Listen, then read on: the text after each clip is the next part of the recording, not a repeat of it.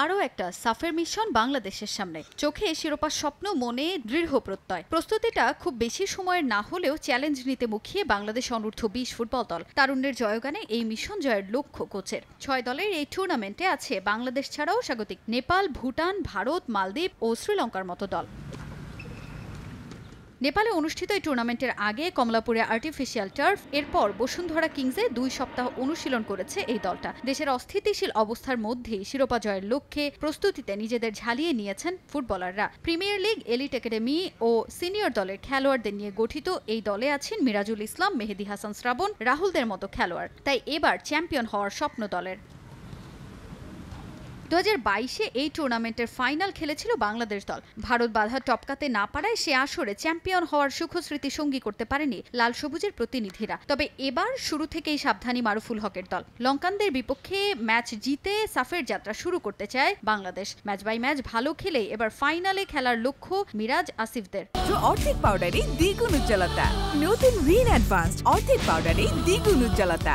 আমাদের প্রথম ম্যাচ, তো সবাই চায় যে শুরুটা যাতে ভালো হয়। সবাই প্রত্যাশা যাতে আমরা প্রথম ম্যাচটা উইন করি। আমাদের যে টার্গেট, এটার প্রথম ম্যাচটা উইন করলে আমরা 50% সম্পূর্ণ করতে পারবো আশা করি। কোনো প্রতিপক্ষকে আসলে ছোট করে দেখার মতো কিছু নাই।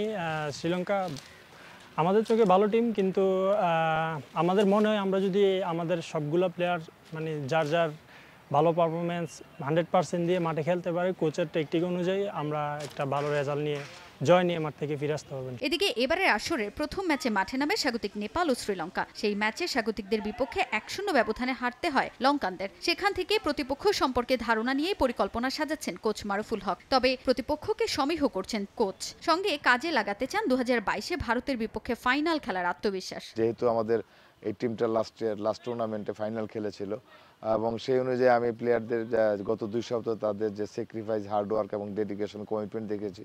তাহলে এখন পর্যন্ত আমরা সেই পথেই রয়েছি, আমরা রাইট ট্র্যাকে রয়েছি।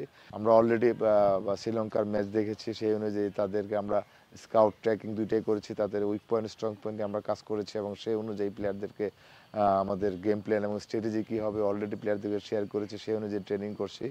এবং যেহেতু ফার্স্ট ম্যাচ সবসময় ইম্পর্ট্যান্ট, আমাদের একটা চ্যালেঞ্জে আমাদের চ্যাম্পিয়ন বা ফাইনাল খেলতে হবে, সেই ক্ষেত্রে ফার্স্ট ম্যাচ আমরা উইন দিয়ে শুরু করতে চাই ইনশাল্লাহ। গেল আসরে ভারতের বিপক্ষে ফাইনালে হারতে হলেও এবার আর হার নয়, লক্ষ্য শিরোপা জয়ের। তাজিন খন্দকার, সময় সংবাদ।